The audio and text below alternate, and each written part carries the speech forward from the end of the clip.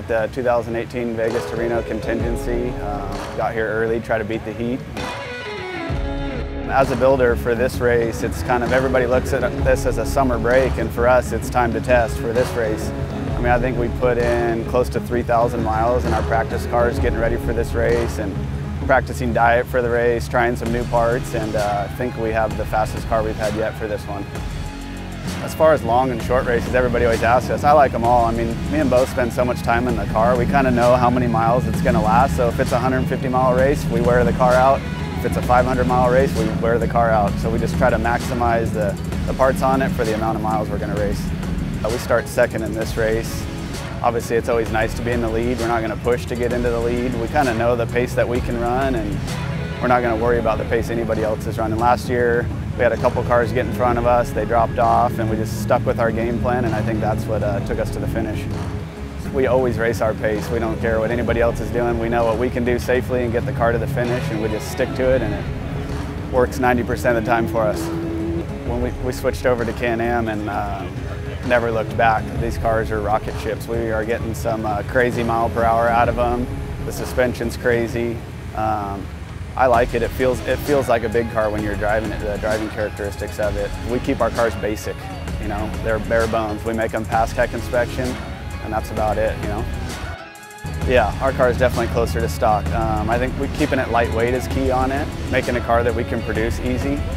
We have like our bolt-on A-arms, you know, on there. We have our trailing arm kit on there, radius rods, all the stuff that's on our website we race with. Just don't overcomplicate the cars. It's a UTV, so you have a power to weight ratio, so keep it as light as you can and just reliable.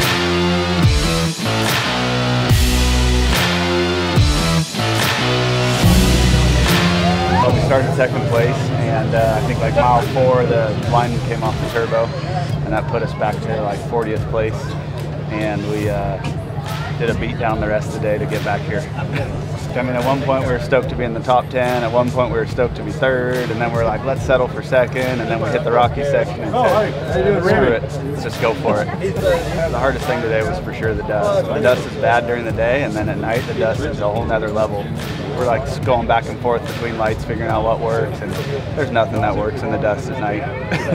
Today was like an emotional roller coaster, coming into it on a high and then dropping down and then working our way back up, and now being back at the high is a good way to finish.